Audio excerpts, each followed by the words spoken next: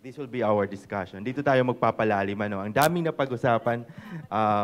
This will be the conversation na gusto nating ipagpatuloy dahil maraming na-raise na concerns. At napaka-timely dahil yung speech ni Yusek ay tungkol sa effects na on women, on children, communities, the evacuees. And we have UNICEF with us too, and the Climate Change Commission supposedly magsasalita on the impact of climate change on women and children. Kahapon din pinag-usapan natin. Let's take off from Marawi dahil nasimulan mo. At Iligan. Iligan kasi kahapon nakita natin yung report ni Ma'am Maria Reza nung bagyo, the first VO ng Rappler. Iligan doon, evacuees dahil naman sa natural disaster. At ngayon naman nandun yung mga evacuees. You already gave us a sense of what's happening there. But moving forward, it's disaster month, it's disaster season. How prepared is the agency to address all these disasters and their hazards, other risk sa iba pang bahagi ng bansa? Yeah, I think, and I'm sure the department is really prepared because we have predisposition goods in our region. So even though the disaster will strike next month or the next month, we have already food packs in our regions. So we have already warehouses, and we have the quick reaction fund for this. But then because Marawi is not really expected, and the devastation is so huge. So I think it's the Department of Budget and the Department of Finance will really have to work on this because yesterday we had a meeting and the president is having a budget of 20 billion pesos. So as far as the department is concerned, we can still, provide sufficient food supplies and other non-food items for the evacuees and other vulnerable sectors that will be affected by typhoons or earthquake. Yung sitwasyon ng mga evacuees sa centers, more or less halos ganun kung natural disaster. Makikita mo nasa school sila, nasa mga gym, nasa mga temporary shelters. We have here with us UNICEF na mayroong programa on camp management, evacuation centers that are able to address the needs of children and women. Would you like to tell us more about the program, Javier? Actually, I'll be happy to share with you an initiative that UNICEF has been developing in partnership with IOM, the International Organization for Migrations. We were able to set up 2 model evacuation centers. This has been in 2 municipalities in eastern Samar, in Giwan and in Borongan. So one of them is already completed and the other one is under construction. So this is just entitled, it's thought as a pilot project. We acknowledge that it's not our role to be building evacuation centers in the Philippines, but it's just a pilot project, and it's evacuation center that has been built with the community, and it's thought as not only to be used during emergency situations, but also during the whole of the year. So it's also a community center, and it's really thought to cater for the needs of the most vulnerable, which are children and women. So it has, it's thought as it has separate rooms for breastfeeding and so on. So it's really thought to extract lessons learned and to provide an example for future constructions of evacuation centers. Interventions like these are part of the response process. I understand you're also working with the DSWD and other agencies. Para malaman din ng mga ibang LGUs na nandito, para malaman nila yung camp management standards, response standards on the ground. Can you elaborate on the other features of campsites or evacuation centers like these, which could be emulated by other NGOs or LGUs? So, for example, going back to these model evacuation centers, it is thought to really be as inclusive as possible. So, for example, the access to the evacuation center, it's a ramp that goes around the building. so it's accessible to persons with disability. So that's really a focus that we put on equity, making it accessible to all the different vulnerable populations. So that's something that we have really put an emphasis on. The Undersecretary earlier described the situation of women and children in evacuation centers. Yesterday, we've been talking about the effects of climate change on women. Rina, for instance, talked about interventions for women and children and moving forward campaigns which are going to launch. But as far as the Climate Change Commission is concerned, ano ang inyong programa para sa mga kababaihan at kabataan? I understand ito ang inyong tututukan din in the next few months. So again, the Climate Change Commission wants the buy-in of different sectors. Women are the most vulnerable. At the moment, we're trying to just coordinate everyone to offer up what their case studies are. Again, my expertise in communications and my job within the commission, kung iisipin natin that our news is a big circle, this whole circle is what's happening in the world. Itong tuldok na to ang nare-report lang, right? We think we know everything with the social media feeds, what's happening on Facebook, what's being reported by the radio and the papers. Tuldok lang po ang nare-report in terms of the bigger story. A lot of these agencies, communities on the ground, this is my experience of when I'm trying to work in the last 3 months, is they do not have enough budget, they do not have enough resources, so they're understaffed and under-resourced. And they're busy just doing the work. Sa Relaya groups, DSWD, ginagawa na nila talaga.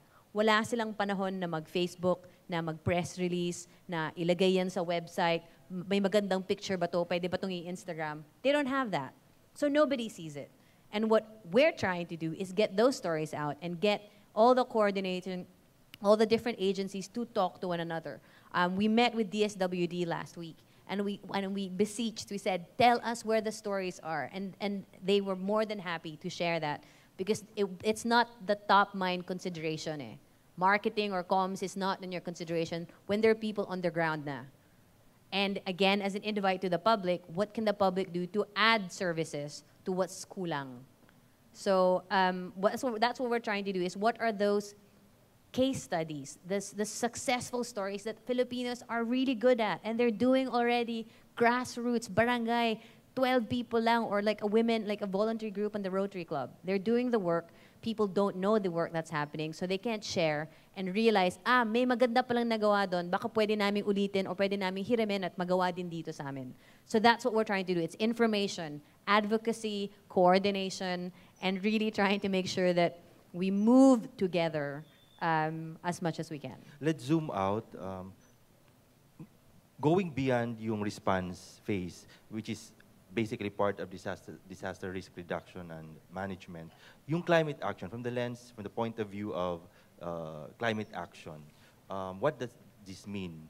Yung efforts, for instance, if you see evacuees, for instance, women and children affected by man-made and natural disasters, from the point of view of a climate activist or policymaker, how can you address yung ganong needs ng women and children? Which I repeated yesterday, infrastructure.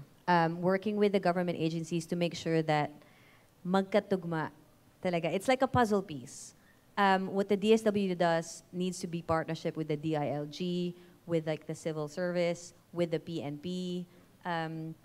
So there's the infrastructure. Individually, as each mothers who are reyna sila ng bahay, right? They can implement with the recycling what Senator, the 10 points that Senator said earlier today. They can talk to their husbands in terms of how do they plan for the house, what's your own evacuation or procedures for how you would take care of your own home. Kanya-kanyang KKB in that sense muna. Like, what's in your backyard, what's in your house. Individually, there are contributions that we can do. If you're involved in your company, you can ask, if you're an employee of a BPO, what's our CSR policies? It's really being more actively involved, really knowing beyond our own lens na, kailangan ko ng salary at may bayad, may bills akong kailangan bayaran. So it's really a consciousness, a mindfulness of understanding that Yes, we have our daily jobs to do, and at the same time, there's this reality that's going to hit us time and time and time and time again until we learn. Um, so I guess there's this different stages. There will be government level, civil society level, individual, community. Let's give the floor to them. Nandito sila yung mga NGOs, LGUs, and other stakeholders. If you have questions, now we can talk about not only at the policy level, ano, pero kahit sa operations level dahil nandito si Yusek at meron din tayong representative from CCC and from a humanitarian organization. So feel free to ask your questions. Ano yung mga experience nyo na nararanasan on the ground? Mayroon ba kayong ilang mga suggestions on how to manage disasters? Okay, we have a question.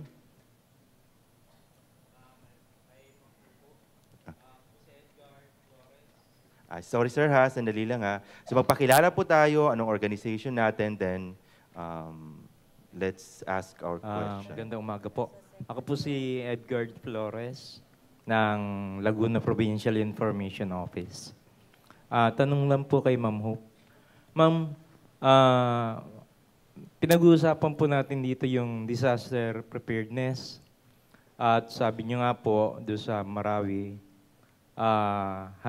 handa po ang inyong ahensya dahil meron kayong mga food supplies na binibigay sa ating mga biktima ng kaguluhan doon. Ang mga tao po ay nandun sa makeshift na evacuation area. Yung pong iba ay nasa mga eskwelahan.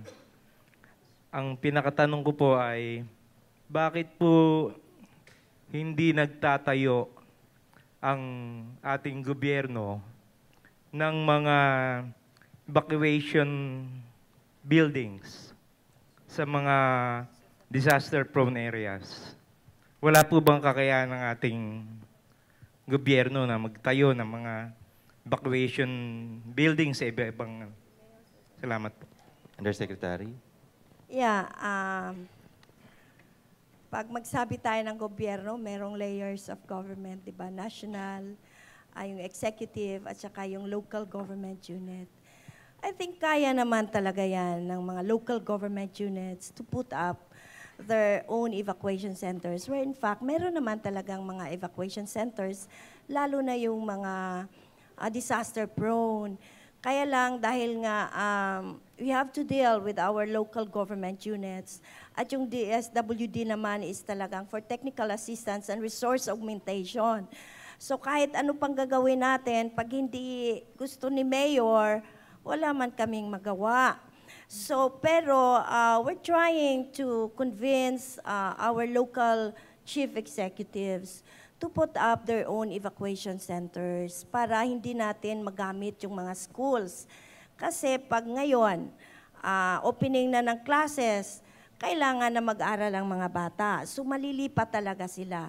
So that is really a challenge to our local government units as well as to the national government and the different agencies. Paano natin tulungan ito? So I think we are moving on that. But unfortunately, uneven yung capacities ng mga LGUs. Mayroong iba kaya, yung iba hindi. Kayong DSWD at times nag-intervene like yung temporary shelters at least. Ano pa ang kayang magawa to help LGUs? Ano yung mga facility, windows of opportunity na pwedeng nilang i-avail?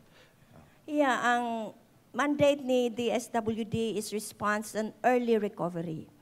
Ang early recovery, yun na yung cash for work at saka yung ating temporary shelter, which is emergency shelter assistance for partially damaged that will cost around 10,000 ang pwede naming ibigay at 30,000 naman sa totally damaged.